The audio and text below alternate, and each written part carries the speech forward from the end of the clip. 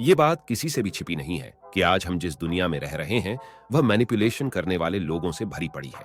In fact अधिकांश देश अपने दुश्मनों पर जीत हासिल करने के लिए मैनिपुलेशन को एक सफल रणनीति के रूप में हमेशा से इस्तेमाल करते आए हैं। मैनिपुलेशन के बारे में एक पुरानी कहावत है, जिसके भी साथ ये किया जाता है उसका कभी भला नहीं हो सकता, उसका नुकसान होना पक्का है। और आज के जमाने में ऐसा ही पुरुषों के साथ भी हो रहा है, क्योंकि जब मैनिपुलेशन को यूज करने की बात आती है तो महिलाएं इसमें हमेशा सबसे आगे रहती हैं। एक पुरानी कहावत के अनुसार यदि आप अपना कोई काम किसी पुरुष से करवाना चाहते हैं तो आपको बस ये पक्का करना है कि उसकी बीवी आपके पक्ष में हो, क्योंकि अगर वह पुरुष आपकी बात मानने से इनकार कर भी देता है तो भी उसकी पत्नी उसे आपका काम करने के लिए राजी कर लेगी।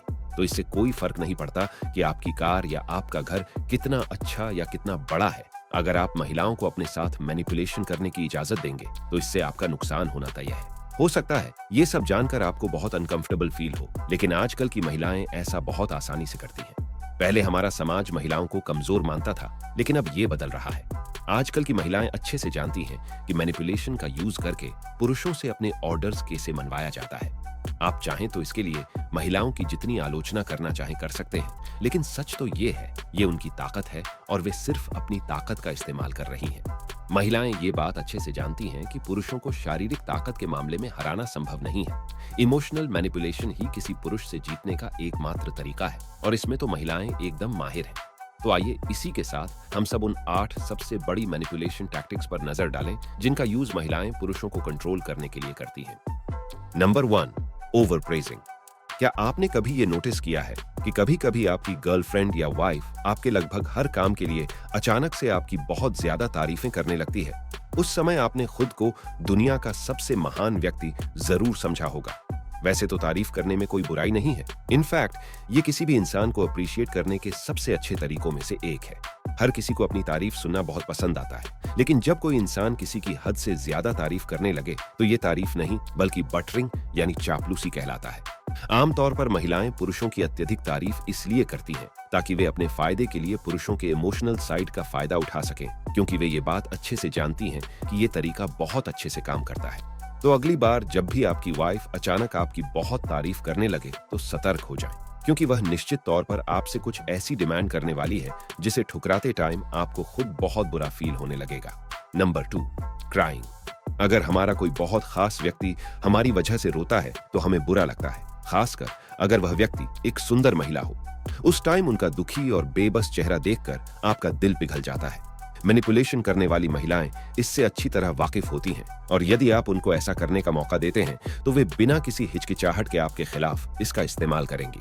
वैसे तो पुरुष अपने इमोशंस को जल्दी से शो नहीं करते, लेकिन अंदर ही अंदर वे इमोशनल तो होते ही हैं, और महिलाएं ये बात अच्छे से जानती हैं। तो इस स्थिति में आपके पास उनसे हार मानने के अलावा और कोई ऑप्शन नहीं बचता है। शायद आप ये बात कभी न जान पाए हों, लेकिन महिलाएं बाहर से तो आंसू बहा रही होती हैं, लेकिन अंदर ही अंदर अपनी इस चालाकी पर मुस्कुरा रही होती हैं। लेकिन मान लो अगर वह अपने किसी पालतू जानवर की मौत के कारण रो रही है, तो उस सिचुएशन में आपको उसे मैनिपुलेशन करने वाले औरत के रूप में नहीं देखना है।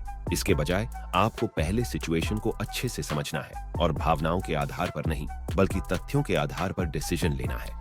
आपको ये समझने की कोशिश करनी है कि क्या वह अपने आप को सही साबित करने के लिए कहीं विक्टिम कार्ड तो नहीं खेल रही है। Number 3, nicknames. आप में से कुछ लोगों को यह जानकर आश्चर्य हो सकता है, लेकिन किसी को निकनेम्स देना स्नेह और अपनेपन की भावना को पैदा करता है। बेबी, हनी या डार्लिंग जैसे क्यूट और फनी निकनेम्स का यूज रिलेशनशिप्स में बहुत पुराने समय से होता आ रहा है, और मैनिपुलेशन करने वाली महिलाएं इसका यूज पुरुषों को अपने जाल में फंसाने के लिए अक्सर करती हैं।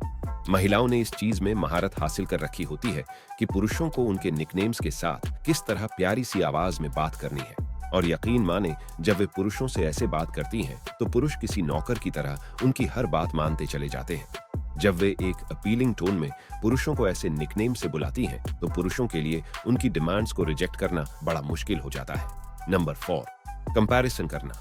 आपने अक्सर नोटिस किया होगा कि जब भी आपकी गर्लफ्रेंड या वाइफ को आपसे कोई काम करवाना होता है या आपसे कुछ चाहिए होता है तो वह आपकी तुलना दूसरे पुरुषों से करने लगती है। वह सीधे तौर पर यह नहीं बताती कि उसे क्या चाहिए, बल्कि वह इस बात का जिक्र करती रहती है कि दूसरे पुरुष अपनी गर्लफ्रेंड के लिए क्या क्या स्पेशल करते हैं। ऐसा करके वो आपको ये शो करती है कि वो किसी भी मामले में किसी से पीछे नहीं रहना चाहती। उनकी ये स्ट्रैटेजी पुरुषों पर तुरंत काम करती है, क्योंकि पुरुषों को अपनी तुलना दूसरों से करना बिल्कुल पसंद नहीं आता।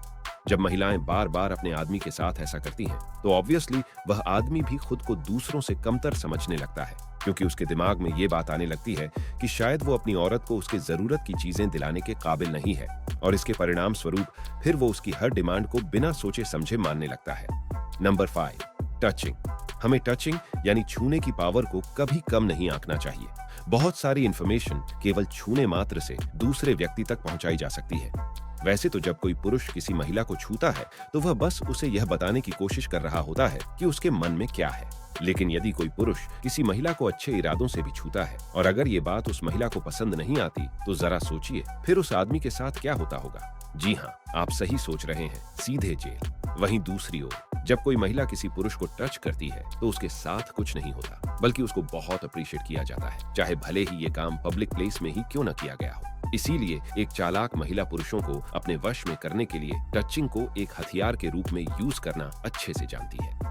टचिंग महिलाओं का एक ऐसा हथियार है जिससे सख्त से सख्त आदमी को भी पिघलने पे मजबूर किया जा सकता है। इसलिए ऐसी औरतों से हमेशा बच के रहें और बस कुछ पल के आनंद के लिए अपने चरित्र से समझौता न करें। नंबर 6, नैगिंग यानी परेशान करना। लगभग 10 में से 9 पुरुषों की ये शिकायत होती है कि उनकी औरतें बहुत इरिटेटिंग हैं। एक आदमी के लिए जो हफ्ते में कम से कम 30 से 40 घंटे काम करता है, उसके लिए ये चीज एक एक्स्ट्रा हेडेक जैसा होता है।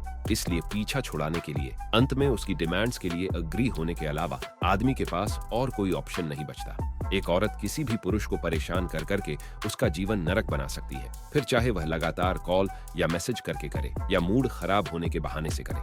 जब आदमी रोज रोज वही पुरानी शिकायतें, डिमांडें और कहानियां सुनते हैं तो वे थक हार कर उनकी बातें मान ही लेते हैं। Number 7, avoiding. आमतौर पर जब किसी महिला को अटेंशन चाहिए होती है तो वो ये बोलने लगती है कि मुझे कुछ टाइम के लिए अकेला छोड़ दो।